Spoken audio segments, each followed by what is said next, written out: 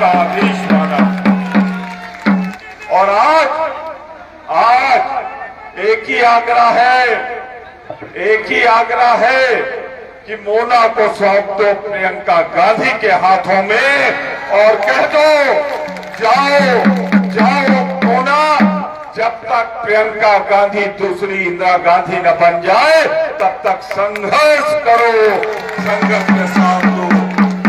मैं यहाँ पर राजीव जी भी आए, सोनिया जी की पहली मीटिंग भी मैंने वहां कराई थी जहां पे आज हेलीपैड है। तो मैंने तो हमेशा देश के लिए और गांधी परिवार के लिए वचन निभाए हैं और मेरा वादा है जब तक आखिरी सांस चलेगी मैं गांधी परिवार के साथ लगा रहूंगा। पर एक बात कह के विदा लूंगा, मैं बोलूंगा, जरूर बोलूंगा, लेकिन प्रियंका जी को अगली मीटिंग में जाना है। ये बोल ले, मैं तो रोज बोलता रहता हूं, मैं उसके बाद वहां से बोलूंगा। पर प्रियंका गांधी जी को अगर मोना जी को सौंपना है तो दोनों हाथ उठा के प्रियंका जी से कह दो, दोनों हाथ उठा के प्रियंका जी से कह दो ले जाओ मोना को, और मोना के साथ मिलकर फिर इसी धरती पर लौट के आना जब इंदिरा गांधी की तरह देश की बागडोर कांग्रेस के हाथों में आ जाए, कांग्रेस के हाथों में आ जाए। तो मैं इन्हीं शब्दों के साथ उनका स्वागत करता हूं, अभिनंदन करता हूं। मैं बाद में बोलूंगा, आप सब यहीं रहेंगे, जाएंगे नहीं, बस इतना कह दूंगा, मुझे संतोष नहीं होगा, थोड़ा लालची हूं मैं। ये 25, 40, 50 हजार से जिताओगे तो कोस आ जाएगा, मुझे स्वीकार नहीं।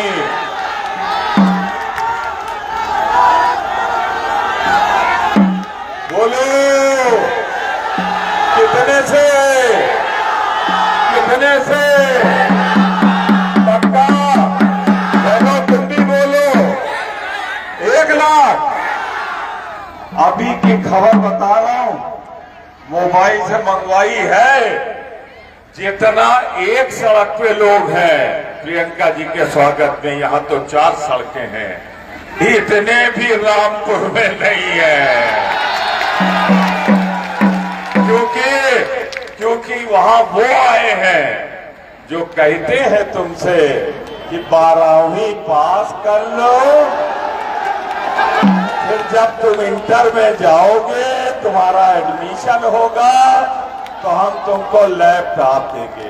भगवान मेरे देश की रक्षा करो इन लोगों से।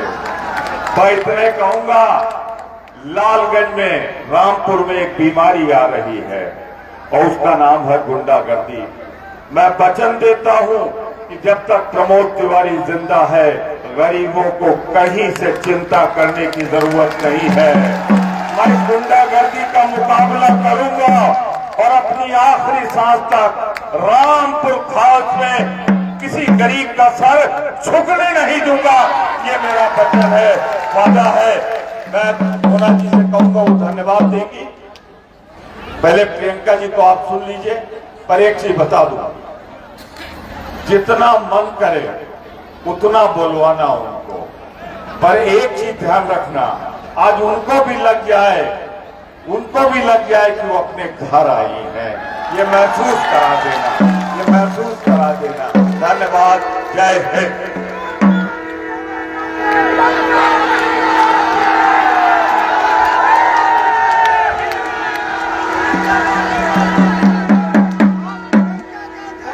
भाइयों, आज मुझे 3 गुना खुशी हो रही है।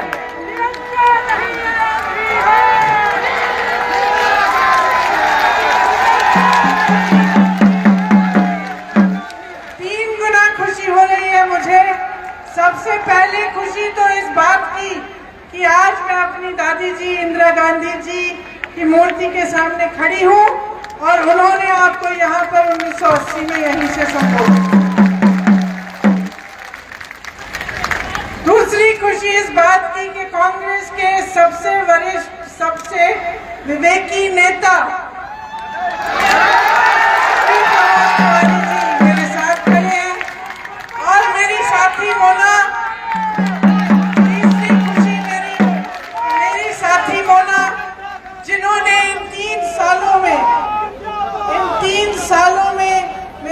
संघर्ष किया, हर जगह मेरे साथ रही। जब पुलिस सामने थी तो मेरे साथ मोना जी थी। जब भी कोई जब भी कुछ हुआ, जब आप पर कोई पीड़ा हुई, उत्तर प्रदेश की जनता के साथ कोई अत्याचार हुआ, आपने संघर्ष किया, आपको कोई संकट हुई, हर जगह मोना जी मेरे साथ आई और हम हर जगह तो आज यहाँ आकर आप सबका इस प्रेम भरा स्वागत देखकर अपनी साथी मोना के लिए यहाँ पर प्रचार करने के लिए मैं आई हूँ और ये सब देखकर और इन तीनों चीजों से मैं बहुत बहुत खुश हूँ। आप सबको बहुत बहुत धन्यवाद। मेरी बहनें गांव से आई हैं, गांव से आई हैं, तो आपकी सबसे बड़ी समस्या क्या है आजकल? हाँ? कड़वा तेल कितने का मिलता है? कड़वा तेल 200 रुपए, 200।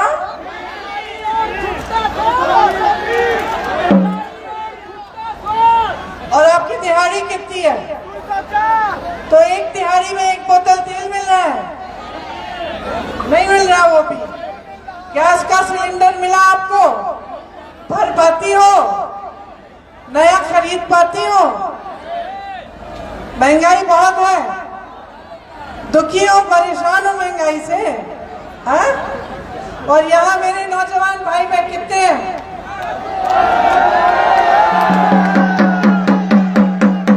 जब भी मैं ये सवाल पूछती हूँ तो सारे बुढ़े लोग भी हाथ उठा लेते हैं। अब सबसे नौजवान दिखाओ, कितनों को रोजगार मिला पिछले 5 सालों में? नहीं मिला। यहाँ पे बहुत सारी दुकानें दिख रही हैं मुझे, यहाँ पे छोटे व्यापारी, दुकानदार बहुत सारे होंगे। आपको क्या दिया है सरकार ने पिछले 5 सालों से? जीएसटी, नोटबंदी, कोरोना का लॉकडाउन, आपको कोई राहत मिली? आपको कमाने में मुश्किल हो रही है कि नहीं? यहाँ के किसान भाई बहन हैं, छुट्टे जानवर से परेशान हो, है ना? छुट्टे जानवर की जो समस्या है उसको हल करने के लिए सरकार ने कुछ किया है? तो चाहे किसान हो, नौजवान हो, मेरी बहनें हो, दुकानदार हो, छोटे व्यापारी हो, सब परेशान है। ये बात सच है कि नहीं है? आपको कितने बड़े बड़े वादे किए थे? मोदी जी ने कहा था जब योगी जी की सरकार बनेगी 70 लाख रोजगार मिलेंगे। 70 लाख रोजगार। आज मैं उत्तर प्रदेश में देख रही हूँ 70 लाख से ज्यादा बेरोजगार दिख रहे हैं मुझे। बेरोजगारी बढ़ी है, महंगाई बढ़ी है, समस्याएं बढ़ी हैं। आपकी परिस्थितियां बहुत मुश्किल हो गई है, मैं जानती हूँ, और मैं आपको बताना चाहती हूँ कि ये कैसे हुआ और क्यों हुआ। तो मेरी बातों को थोड़ा ध्यान से समझने की कोशिश करिए। मैं कुछ गंभीर बातें करना चाह रही हूँ। देखिए, आज जो आपकी परिस्थिति है वो होनी नहीं चाहिए। उत्तर प्रदेश वो प्रदेश है जिसमें सबसे ज्यादा हुनर है। इस देश के सबसे ज्यादा नौजवान यही हैं, सबसे काबिल हैं, चाहे महिला हो चाहे पुरुष हो। यहाँ की जमीन उपजाऊ भी है, यहाँ खेती अच्छी हो सकती है, लेकिन जहाँ देखे परेशानी ही परेशानी। और उत्तर प्रदेश का विकास इन 5 सालों में लगभग रुक गया है। छोटे व्यापारी जहाँ जहाँ हुनर था, जैसे छोटे जो शहर है जहाँ कुछ हुनर है, उनकी मदद के लिए कुछ नहीं किया। नौजवानों को रोजगार दिलवाने के लिए कुछ नहीं किया। मेरी बहनों को सशक्त बनाने के लिए कुछ नहीं किया। क्यों नहीं किया ये काम? कभी आपने सोचा है?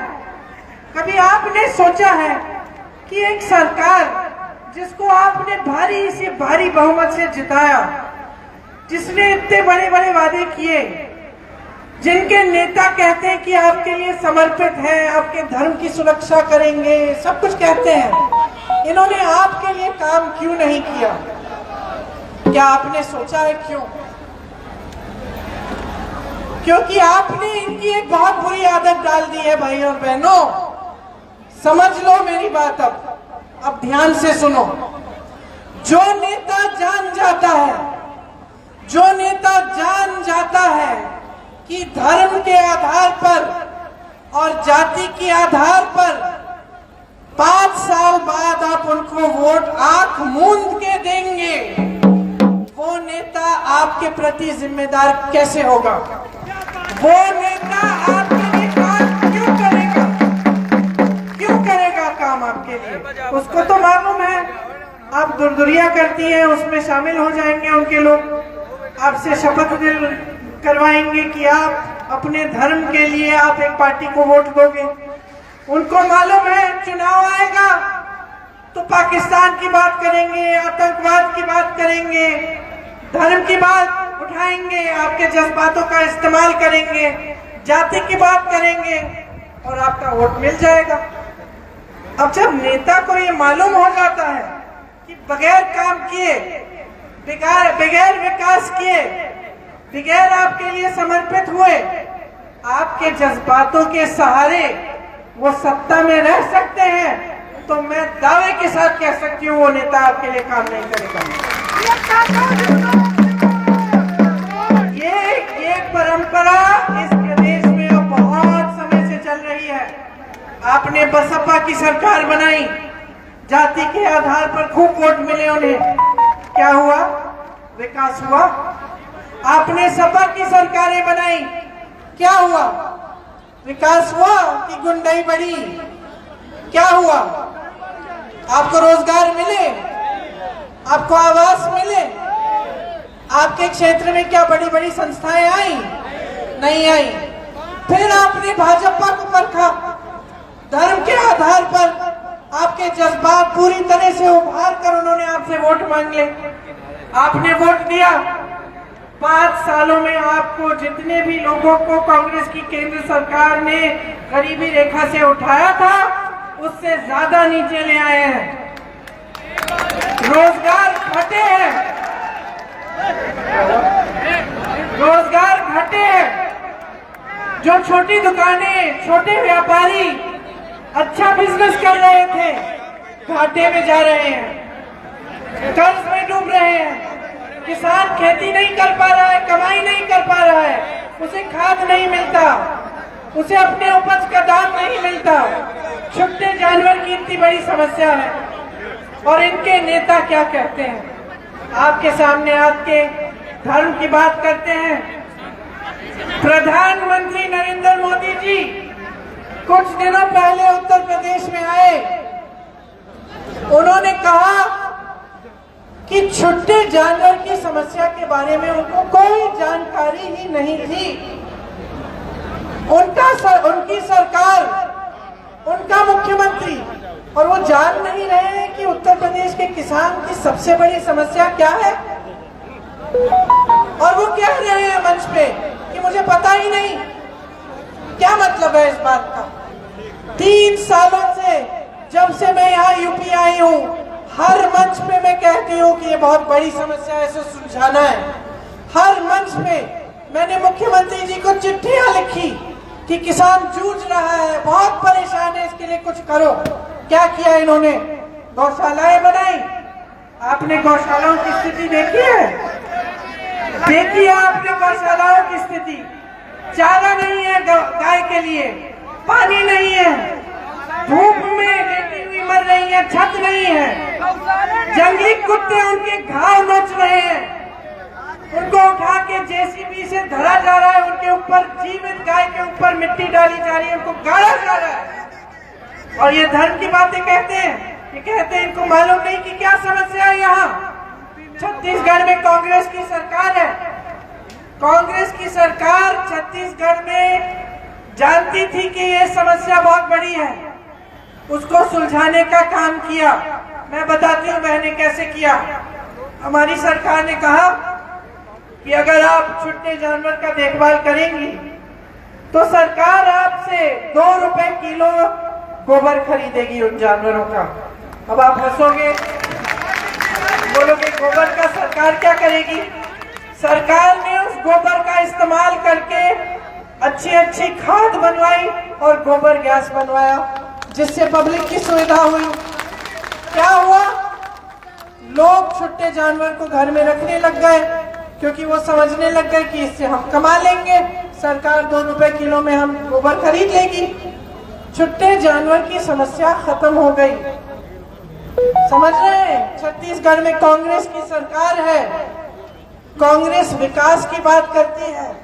हमारे नेता, हमारे मुख्यमंत्री वहां के यहाँ आए यूपी में, आपकी तरह छोटे व्यापारियों से उन्होंने बातचीत की। मुझे उन्होंने कहा बातचीत करने के बाद कि मुझे ताज्जुब हुआ। मैंने पूछा व्यापारियों से, क्योंकि उन्होंने मुझे बताया कि 2 सालों से उनकी समस्या है, वो मुख्यमंत्री जी से मिलने की कोशिश कर रहे हैं, मुख्यमंत्री मिल ही नहीं रहे हैं। तो मैंने पूछा कि ये हो कैसे रहा है? अगर छत्तीसगढ़ में कोई समस्या हो व्यापारियों की और मुख्यमंत्री जी से मिलना चाहें तो मुख्यमंत्री जी इनकार कर ही नहीं सकते, उनकी जिम्मेदारी है, उनको मिलना है।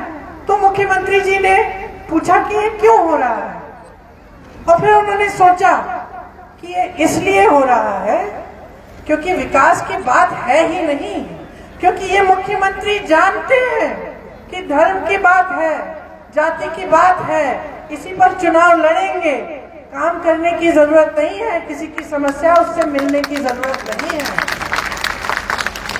आपको मालूम है जहां कांग्रेस की सरकार है छत्तीसगढ़ में, वहां उपज का कितना दाम मिल रहा है? गेहूं धान का कितना मिलता है? 2500 मिलता है, 2500 मिलता है।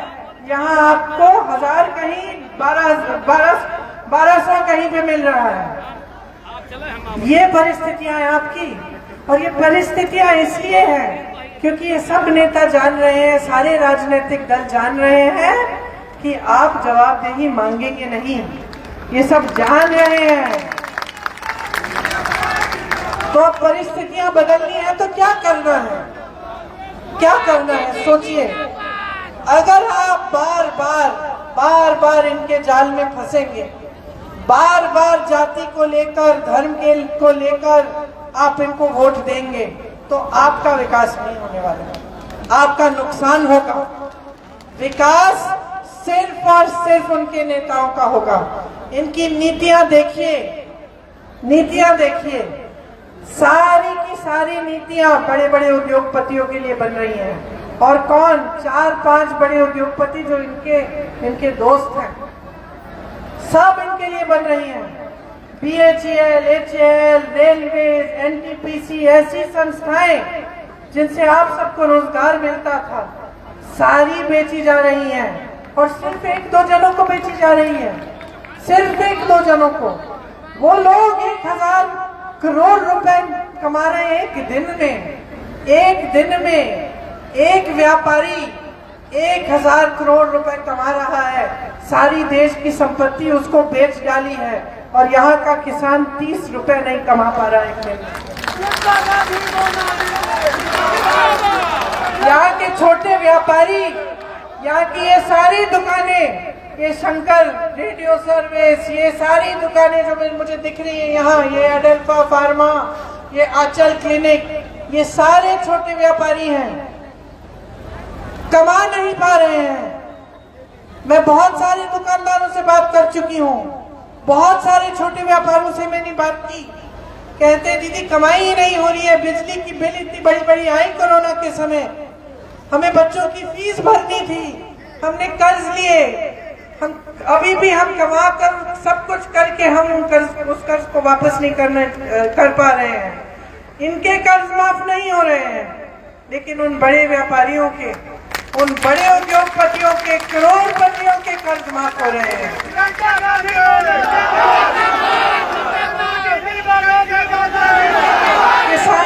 किसानों के कानून लाए ये लोग, किसानों के कानून लाए। क्या थे वो कानून?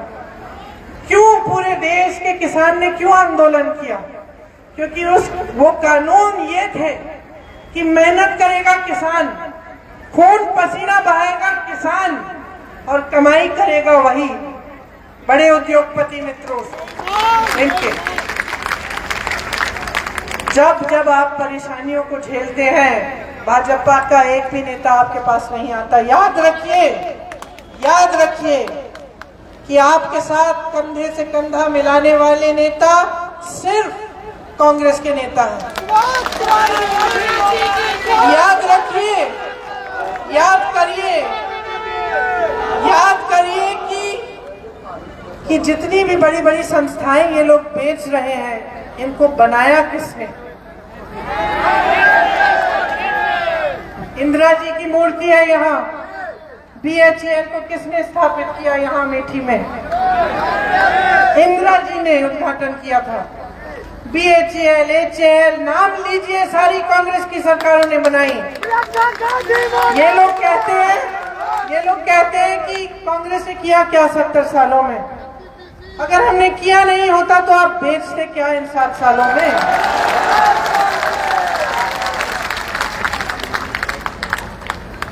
देखिए, हम आपके लिए काम करना चाहते हैं। हमारी जो धारणाएं हैं, हमारी जो विचारधारा है वो बहुत स्पष्ट है। उस विचारधारा ने इस देश को आजादी दी। उसी विचारधारा ने, कांग्रेस के नेताओं ने इस देश को आजादी दी और उसके साथ इस देश की आजादी के लिए किसान लड़ा है। आपके पूर्वज लड़े हैं आपको आजाद करने के लिए। और जब तक इस देश का नौजवान अपने पैरों पे खड़ा नहीं होगा, जब तक कमा नहीं पाएगा, जब तक वो आत्मनिर्भर नहीं होगा, तब तक वो आजाद नहीं हो सकता।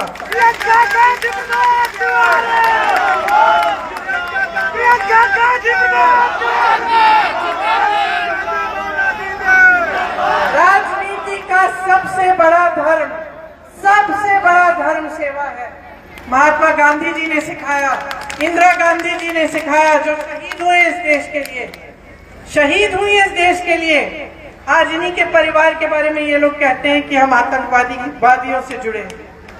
इन्हीं के परिवार के बारे में शहीद हुई है, इनके बेटे शहीद हुए। मैं अपने पिता की छलनी शरीर घर लाई हूं 19 साल की उम्र में।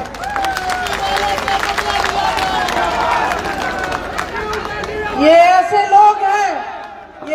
लोग हैं जो आपके सामने कुछ भी कह देंगे, कुछ भी कर देंगे, बस सत्ता में रहने के लिए आपका इस्तेमाल करेंगे। आपके सामने इनकी हिम्मत नहीं है कि ये विकास की बात करें, हिम्मत नहीं है। जिसने 70 लाख रोजगार देने का वादा किया, वो आज 4 लाख रोजगार दे नहीं पा रहा है। 12 लाख सरकारी पद खाली रखे हैं इन्होंने। इनकी सरकार ने क्यों नहीं भरे? क्या ऐसे नौजवान नहीं दिखे देखे उन्होंने उत्तर प्रदेश में बेरोजगार कि वो सरकारी पद भर सकते थे? कांग्रेस पार्टी स्पष्ट कह रही है, हम वो 12 लाख पद भरेंगे, हम 8 लाख नए रोजगार बनाएंगे। जो नौजवान अपना बिजनेस खोलना चाहे, उसके लिए 5 लाख रुपए सरकार देगी 1% ब्याज पे। भर्ती की प्रक्रिया तक इन्होंने भ्रष्टाचार से खत्म कर दिया है। आप भर्ती की परीक्षाएं देते हैं, बार देते हैं, कभी लीक हो जाता है पेपर, कभी रद्द हो जाता है, लेकिन आपकी नियुक्ति नहीं होती। घोटाला है सारा। हमने एक भर्ती विधान निकाला है जिसमें हम नौजवानों को बताना चाहते हैं कि हम भर्ती की प्रक्रिया को किस तरह पारदर्शी करेंगे, कहां से आपको रोजगार दिलवाएंगे। ये मेरे छोटे व्यापारी, छोटे दुकानदार, इनके लिए क्या राहत देना चाहते हैं हम। इन्होंने जो बिजली की बिल भरी कोरोना के समय, उसका बकाया हम साफ करना चाहते हैं। आप सबकी बिजली की बिल आदि करना चाहते हैं। किसानों के लिए जिस तरह से छत्तीसगढ़ में छुट्टे जानवर की योजना बनाई है, वही यहाँ लागू होगी। आपसे 2 रुपए किलो गोबर खरीदा जाएगा, और ये छुट्टे जानवर की समस्या खत्म की जाएगी। किसानों का कर्ज पूरा का पूरा माफ किया जाएगा। हमने पहले करके दिखाया है। आपको गेहूं और धान के लिए 2500 रुपए क्विंटल मिलेगा, गन्ने के लिए 400 रुपए क्विंटल। मेरी बहनें 40% सरकारी रोजगार पहले के आरक्षणों के तहत महिलाओं को दिए जाएंगे। 25% भर्तियां पुलिस में महिलाओं की होंगी। आप पर अत्याचार होगा और अगर अपराधी के खिलाफ एफआईआर दर्ज नहीं किया गया 10 दिन के अंदर अंदर अधिकारियों का सस्पेंशन होगा। कानून लाएंगे। आपको 1 सिलेंडर देते हैं वो मुफ्त में, बहुत बड़ा काम करते हैं ना। बस यही काम किया है उन्होंने, और वो भी आप भर नहीं सकते। हम कह रहे हैं 3 सिलेंडर लीजिए। हम कह रहे हैं कि जो छात्राएं हैं उनको एक मुफ्त मोबाइल फोन सबको मिलना चाहिए ताकि ऑनलाइन पढ़ाई कर पाए। हम कह रहे हैं जो छात्रा स्कूल से आगे पढ़ना चाहिए इंटर, उसको एक मुफ्त की स्कूटी मिलनी चाहिए। देखिए, हमारी ये घोषणा भाजपा को भी बहुत पसंद आ गई, क्योंकि हमने घोषणा की उसके बाद उन्होंने अपने घोषणा पत्र में डाल दी। हमने छुट्टे जानवर की बात की, उन्होंने प्रधानमंत्री जी को अचानक संज्ञान आ गया 5 सालों बाद। हमारा घोषणा पत्र पढ़ा होगा और क्या हमारे भाषण सुने होंगे। मेरी बहनें, आज आप ब्लॉक के अस्पताल में जाती हैं, आपको पुरुष डॉक्टर मिलता है। कई बार आप अपनी समस्याओं के बारे में बात भी नहीं कर सकते। हम चाहते हैं कि हर ब्लॉक के अस्पताल में महिला डॉक्टर, महिला नर्स और अलग एक महिलाओं के लिए कमरा हो। मेरी आशा बहू, आंगनवाड़ी बहनें, आपने बहुत संघर्ष किया है। आपका मानदेय 10,000 रुपए तक बढ़ाया जाएगा। आपकी सेहत, आपकी शिक्षा, आपकी सुरक्षा के लिए सब सोचा हुआ है। हमने खाका तैयार किया है, नौजवानों के लिए तैयार किया है, व्यापारियों के लिए तैयार किया है, क्योंकि हम चाहते हैं कि आप सशक्त बने। जितना दुख आपको अपनी समस्याओं से हो रहा है, उतना दुख हमें हो रहा है इस बात को देख के कि इस देश में, इस देश का सबसे बड़ा प्रदेश, जिसमें सबसे ज्यादा हुनर है, जिसने हमेशा इस देश की राजनीति दिखाई की दिशा बनाई है, जिसने इस देश को आजादी दिलवाई, आज वो प्रदेश खाई में। हमें दुख होता है ये देख के, हमें दुख होता है ये देख के आपको विकसित करने के बजाय आपको निर्भर कर डाला। आपको एक भोले राशन पर और थोड़े चंद पैसों पर जो ये हर महीने आपको भेजने के झूठे वादे करते हैं, इन पर आपको निर्भर बनाया गया है। ये जानबूझ के किया गया है, ये जानबूझ के किया गया है, क्योंकि जब तक आप गरीब रहेंगे, जब तक आप निर्भर रहेंगे उस राशन के बोरे पे, तब तक आप अपने पैरों पे खड़े नहीं हो सकते। जब तक आप गरीब रहेंगे, जब तक आपकी शिक्षा ठीक से नहीं होगी, जब तक आपको मौके नहीं मिलेंगे रोजगार के, तब तक आप सवाल नहीं उठाएंगे। और जब ये आपको एक बड़ा राशन भेजेंगे तो आप सोचेंगे कि इन्होंने आपके लिए एक बड़ा एहसान कर डाला। लेकिन कोई एहसान नहीं कर रहा है आप पे, ये आपका हक है। इस संविधान ने आपको हक दिया है। ये लोकतंत्र आपका है, सरकार आप बनाते हैं, सत्ता आपकी है, और आप भूल गए हैं, भगवान बना दिया है अपने नेताओं को।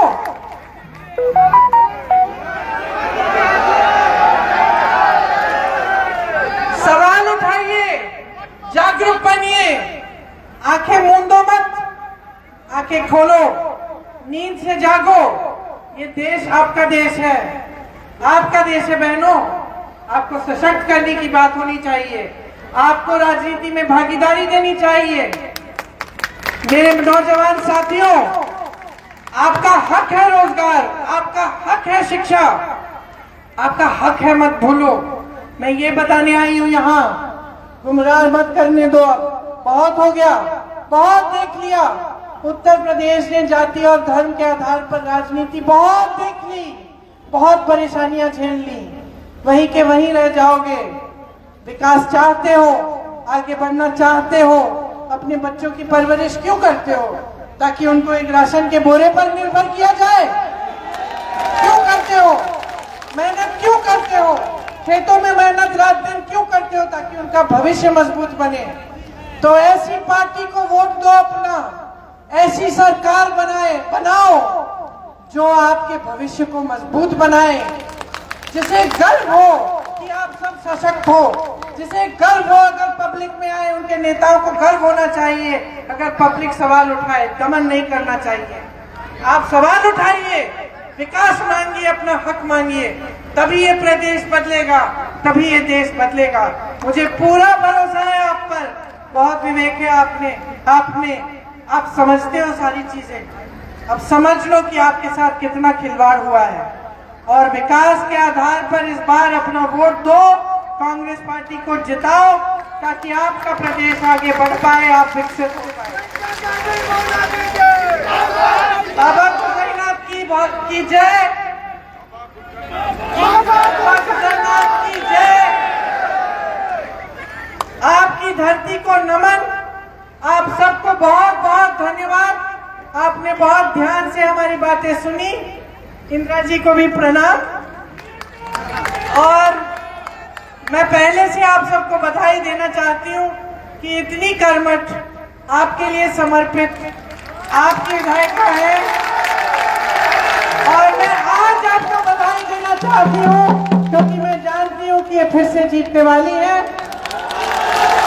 और मैं आपसे आग्रह करती हूँ कि इनके साथ साथ उत्तर प्रदेश में आप कांग्रेस की सरकार लाइए। देखिए तो सही कि जब आपके लिए सरकार समर्पित होती है तो क्या नहीं हो सकता आपके प्रदेश में। बहुत बहुत धन्यवाद। जय हिंद।